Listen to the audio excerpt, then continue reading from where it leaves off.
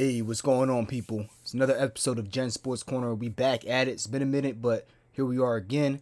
Before I get into the episode, make sure you like, subscribe to the channel, click the notification bell so you're up to date every time I drop a video. And with no further ado, let's go ahead and get into it.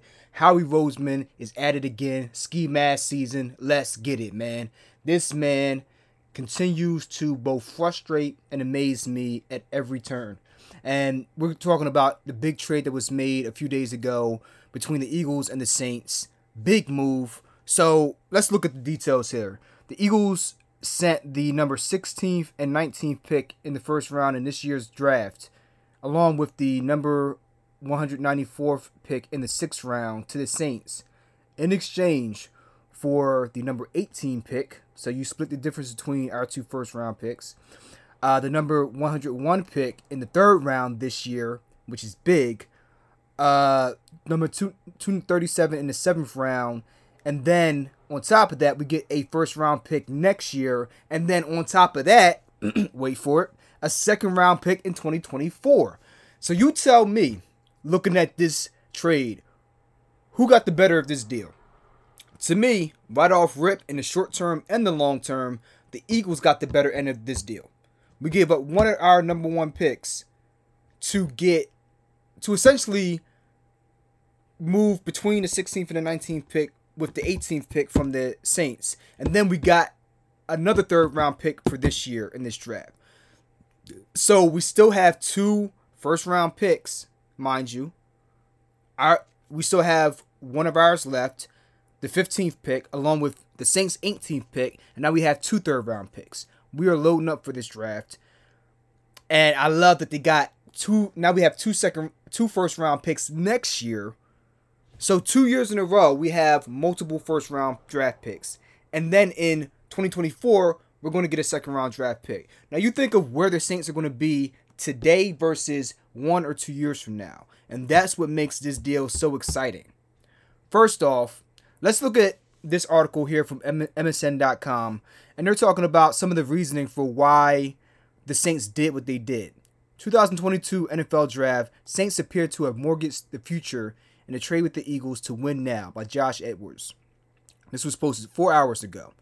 Now, you look at this article, and one scenario as to why the Saints did this is because they want to move up to try to get their quarterback of the future. Because they don't believe that Jameis Winston is the answer, with Drew Brees being retired, and what are they going to do moving forward.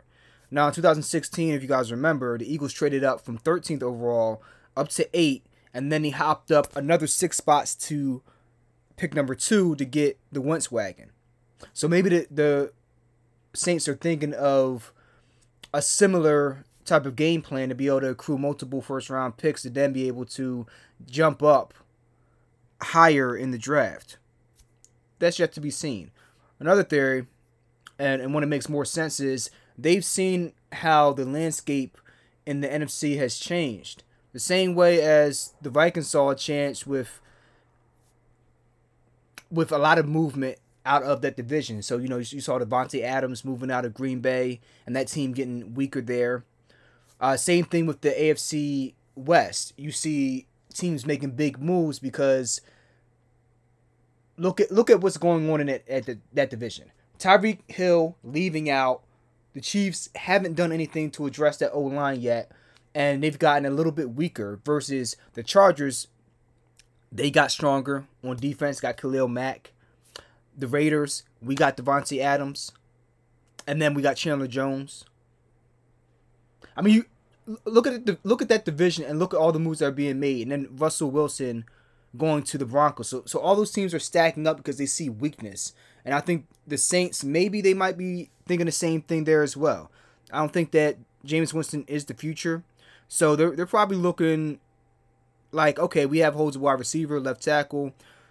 Maybe we can use these draft picks this year, stack up these first round picks and try to get guys to blue chip prospects to be able to build right now. Now, here's the thing, though. With all that being said, they're giving away their future for a year this year where I don't think they'll be great.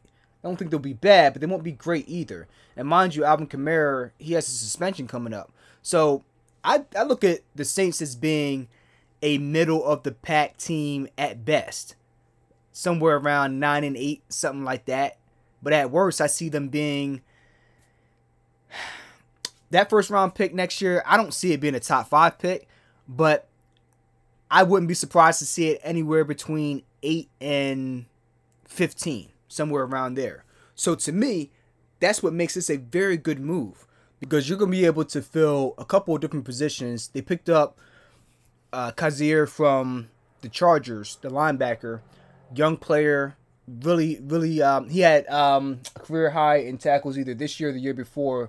Tackle machine, sideline to sideline, 3-down linebacker, really, really good player. So they've upgraded that linebacker position. So now they're in a spot where they can draft a Devin Lloyd if they want to from Utah. They can draft Nakobe Dean from Georgia if they want to, but they don't have to. I would still like to see them get one of those guys and pair them up with our recent acquisition from the Chargers, but they're not forced to do that. So they picked up a big piece there. Now they can really focus on, I think, 1 or 2 positions. Defensive tackle, because Fletcher Cox may be on the move next year, so they can draft somebody to go along with him this year and Hargraves to fill in that spot. Or they can look right at secondary and get a cornerback to pair up with Darius Slay. And then third, they can go and then look at 2 spots on the offense. One being offensive guard. There are some guards that are going to be there. The one kid from Iowa, he's really good. He's a monster. He's a dog. He just straight up mauls people. That would be a really good pickup. Linderbaum, I think that's his name. Something like that. Linderbaum from Iowa. And then that crop of wide receivers. Chris Olave from Ohio State. You have Jameson from Alabama, the speed demon. I know he had the ACL injury in the national championship game, but he's a speed demon, great receiver. I think he'll bounce back. It's another guy. And then there's another wide receiver from Arkansas. Can't remember his name. Another straight up stud. So they can have somebody else to pair with Devontae Smith if they're not able to get a veteran. And speaking of veterans, with all the names that have been moving off the board through trades or free agency, Tyreek Hill, we missed out on that. Calvin Ridley, unfortunately, he's having to deal with the suspension with the gambling thing, because we almost had a deal done for him. Allen Robinson going out to the Rams. A lot of wide receivers that you missed out on, but there's a report that the Eagles have interest or have expressed interest in Brandon Cooks. So we'll see what happens there. I think he would be a very good fit as a veteran wide receiver to line up across from Devontae Smith. You just want to have some stability at the number 2 spot. And if possible, have a 1A and 1B situation with Devontae Smith and his counterpart across the field from him. So we'll see what happens there. But I really love this trade. Great move.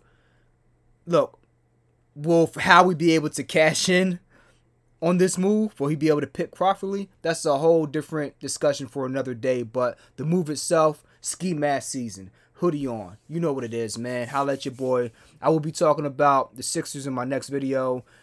They had a big win the other night. Embiid put up 45. Setting records. The Sixers hit 23 3-pointers, which is a Sixers record on the road, nonetheless, against the Pacers. So, great job there. But that's all for this video. Leave your comments below. Let me know what you think. Let me know how you feel about the trade and if Howie will be able to cash in on this move. Till next time. Peace.